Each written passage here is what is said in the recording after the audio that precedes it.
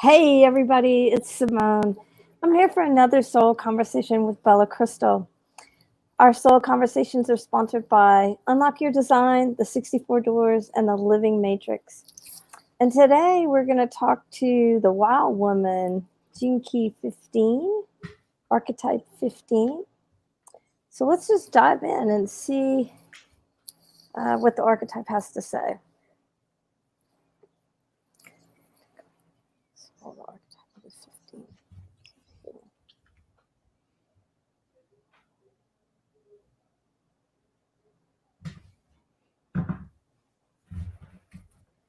The first images that I got were of almost like a if a trumpet flower were in a lava lamp, this beautiful pulsing and blooming of almost like a trumpet shape, or what might be half of a torus blooming out.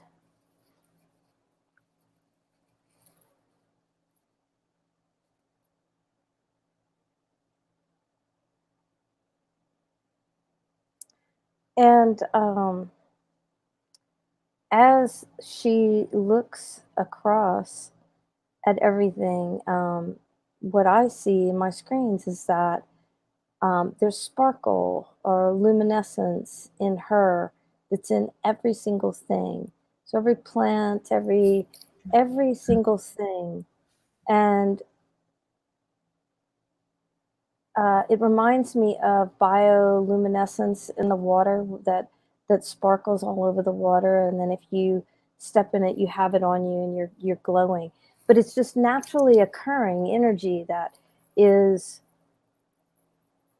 within us and within everyone. And then when I look back at the screen, it was almost like she was showing me how when we look at others with our radiance, with our sparkle, with our light, we activate within others that sparkle, and then theirs, that light, and then theirs. And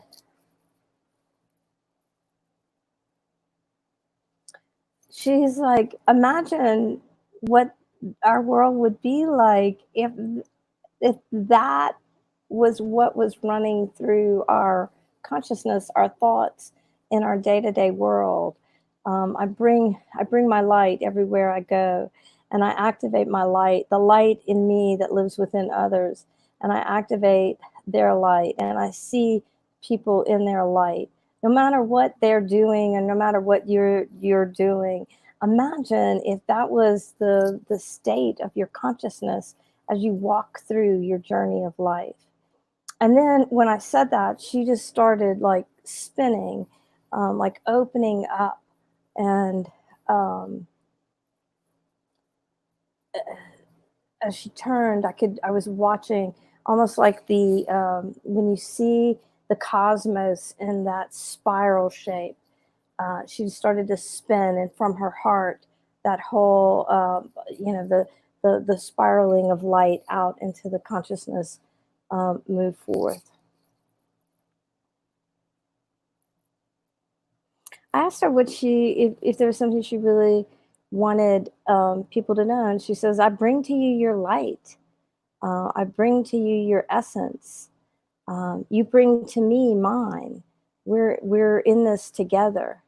And she's encouraging people to be bold, to be courageous with their light, and to not, in a sense, be stingy with your heart.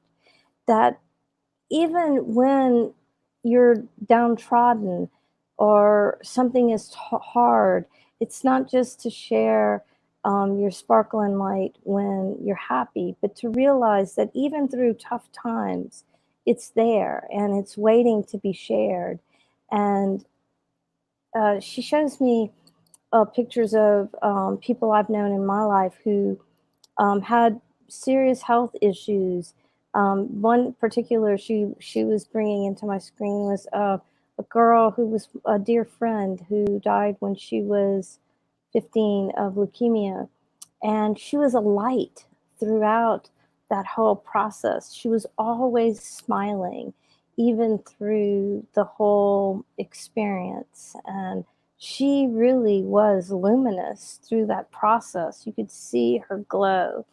And she's saying that we each have the choice to bring our our our soul into every engagement.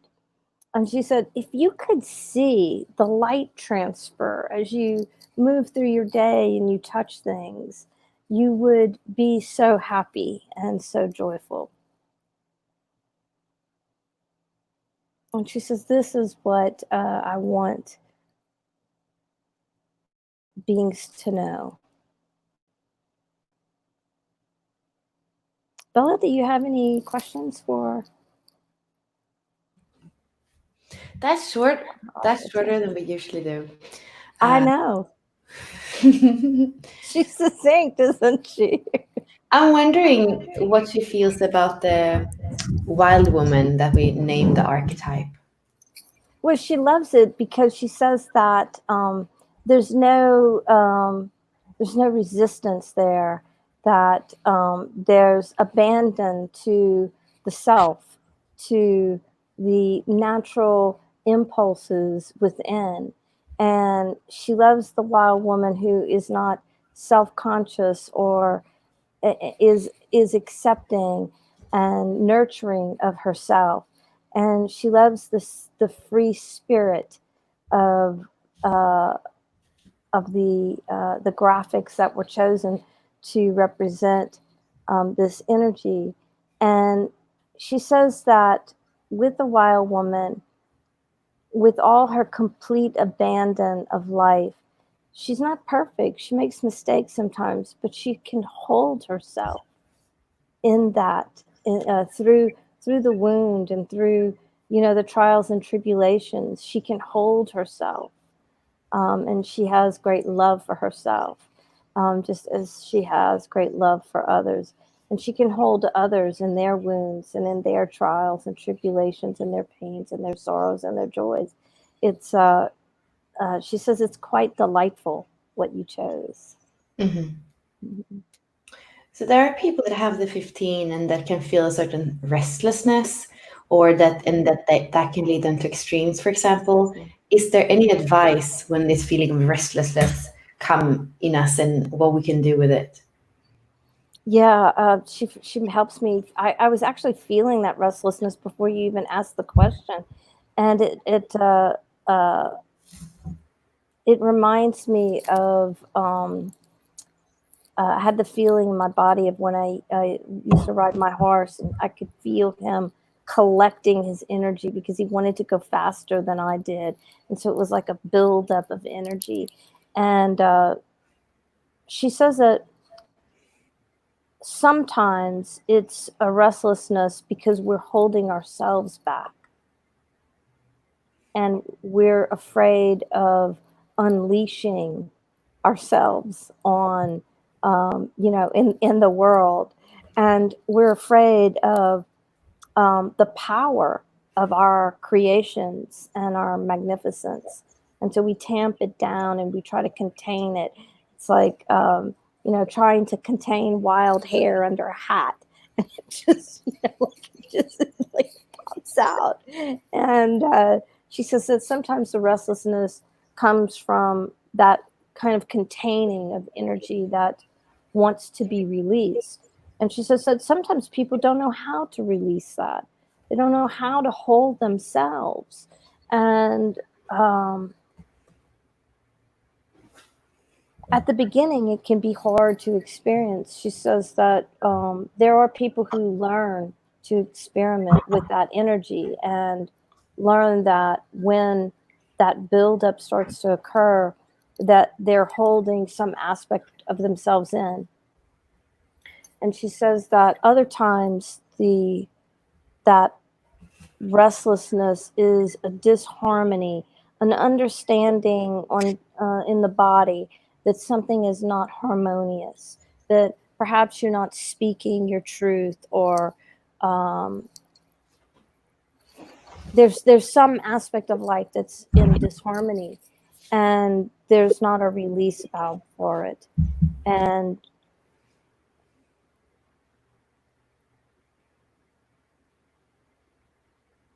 she says sometimes that it's like a flower that is getting ready to burst into bloom.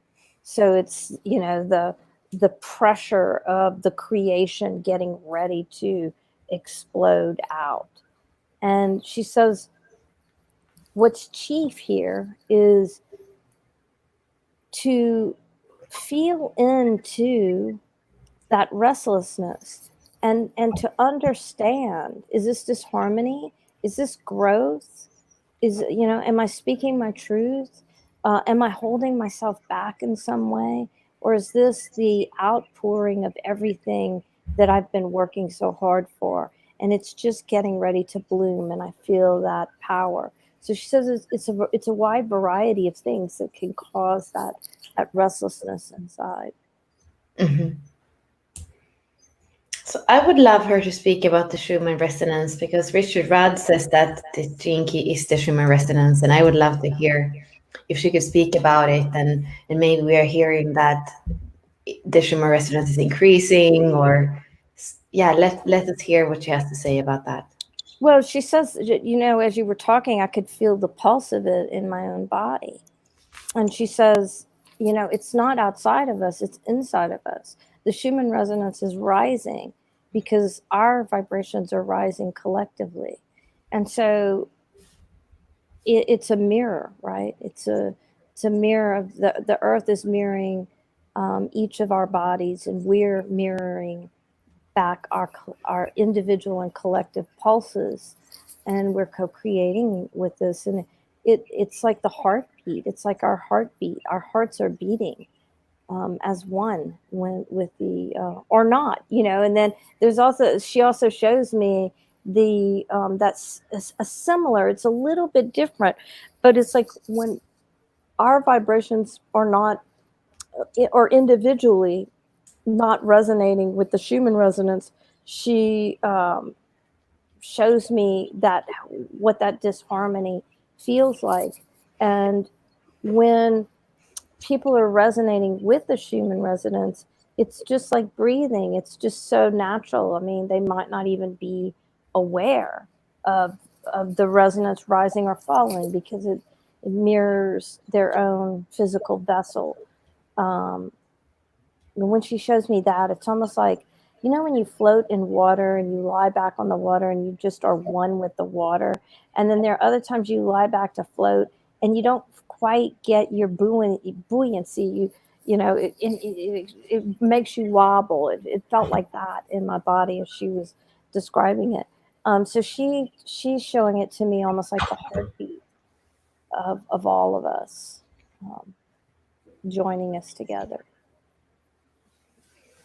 So that means, listening to her, that even when we see all the extremes that are going on in the world, and we might think that it's getting worse and worse and that everything is falling apart, it sounds like she feels that we are, as a collective, increasing in frequency, and that we are not going to a lower frequency, or to destruction. Is that right? Well, she says that, it's the collective, right? So there are some beings who have super high resonances, and there are some who have lower resonances. But yes, the collective together is resonating with that resonance. She says that some people are going to have lower frequency than what the Schumann is, and some people are going to be higher, and some people are going to be right at it, holding right, breathing in and out right at the same breath. And there are others who will be lifting it up, and others who we're lifting up with our breath. um, And how does it look, thinking about the last 6 months and a lot of collective fear as well that has been, and even fear, even maybe psychosis somehow? How does that affect this frequency, that, or resonance, that we're talking about?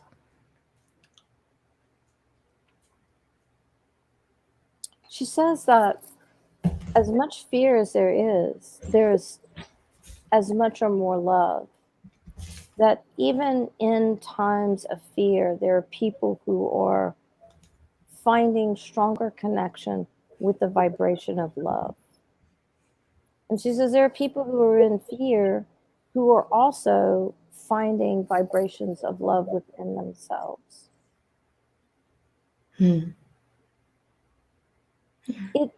She just flashed me an image of when Princess Diana passed. There was great sadness, but there was so much love too. And I think she's showing that as an example of how both can exist simultaneously. There was this huge outpouring of love, and she says a similar phenomenon is occurring because people are finding love of neighbor. They're even if they're afraid or have fear or quarantining, they're loving themselves through that process of um, of taking care of, finding, having the time to take care of themselves. So there's a lot of a lot of outpouring of love occurring through this experience. Yeah, that's true. I've had several people I worked with the last few months actually that have always almost felt like they have some guilt that they like to not have to go to work, and now they can't consider even going back to the same life as before. So I can tap into to that possibility of opening up new pathways and new possibilities. And thinking of things completely differently. Many people, she says, are being much more loving to themselves and others. And she says, in a sense, when people move on those impulses, if they had done that from the place they were before quarantine, they really would have been perceived as like the wild woman or the wild man. But through this experience, they are able to have a regrounding and a total rethinking of what it is they want and what's important to them, and how they want to engage with their energy and their consciousness and other people and what's important. And so she says that's part of the great outpouring of love through this extraordinarily trying time. Would you maybe give us any advice when it comes to everything that's happening now with 5G and different kinds of radiations, and how we can keep that connection to the Schumann resonance and to the natural rhythms? Well, she's encouraging people to educate themselves and to take a stand, to not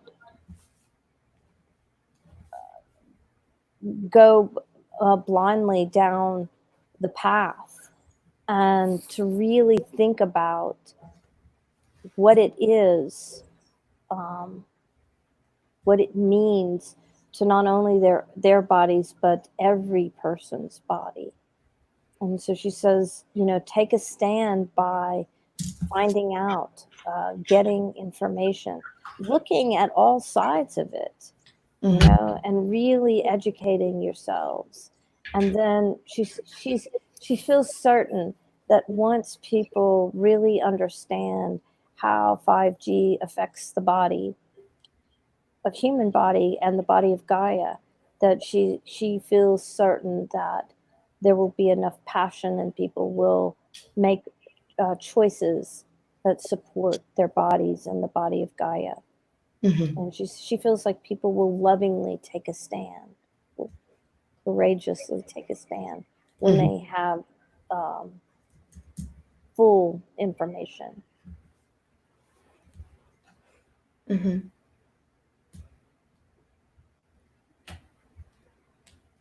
Yeah. She says that she doesn't feel people will be placid once they have educated themselves. And I have a last question for her, and this is an astrological question. So we have had we have had a North Node in the 15th gate or the 15th gene key now for a couple of months even, I think. And we're changing out of it. We're in line one now because it's going backwards. So I'm wondering astrologically, or if there's something, because that has kind of been the North Star now for a while during this crisis or this change. Is there anything she could say about her being the North Star? She hopes to inspire freedom and passion. She hopes to inspire courageous abandon. She hopes to inspire. It's almost like I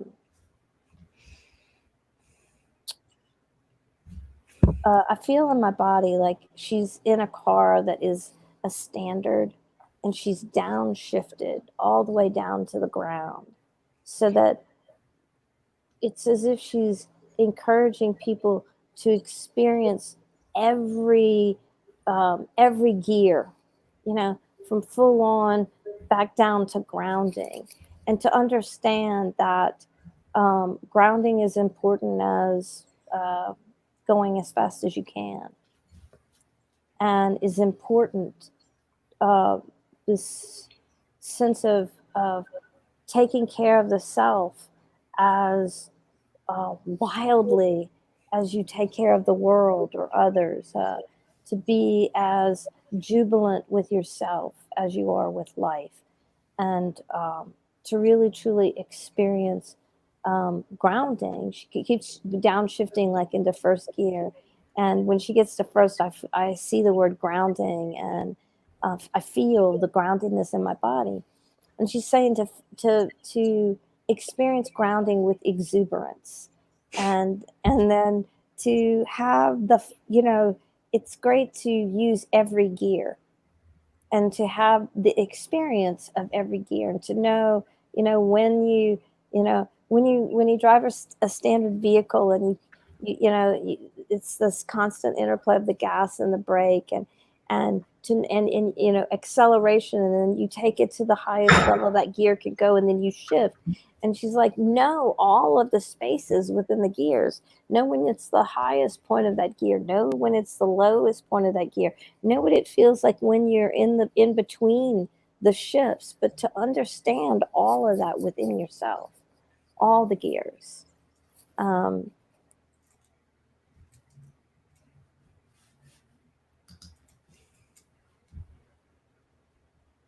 she is like looking inside herself. She like curled in, and she's looking at her own heart in this time. And it's like looking in to understand what she wants to bring out into the world. And that going within is just as important as going all out. Nourishing the self is as important as nourishing the world and others. Loving the self is as important as loving the world and others. Does that answer your? Yeah. I actually forgot what your question was. I was just. No, it was. I mean, I just love the quotes: courageous abandon and grounding with exuberance. I can't even say it, but I loved it. Great. Oh, so fun. Mhm. Anything else you'd like to ask? No, I feel like I got a lot of questions today. Awesome. Let me just ask her if there's anything else. She wants to come back and talk to us.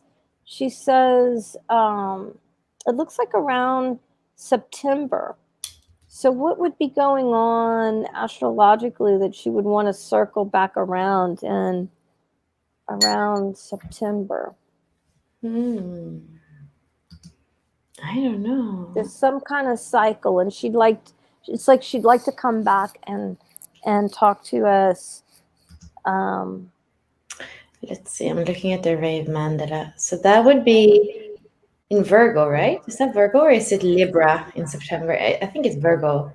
Yeah. So that would be Gate 40, 59, that makes sense because it's about intimacy, it's about relaxation, divine will, and yeah, maybe that's what. How does she feel about that? Yeah, it's like around sometime between like the maybe the 13th to the 26th, she'd like to come back and speak to us again. And she says it's not only at that cycle, but it's going through what we're going to go through to when we get to September.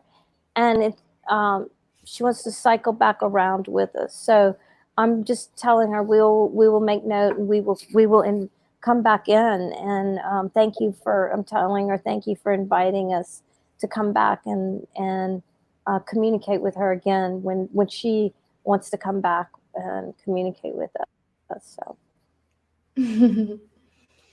Well, and thank she you. says that's it. And then yeah, she took her hands like this, and then she went up, like brought them all the way up like these, and it was almost like she was diving, like doing a deep dive into consciousness. It was so beautiful.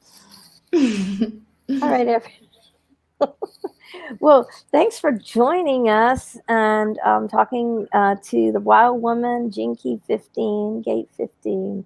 We so appreciate everybody who has joined us today. Until next time, take care.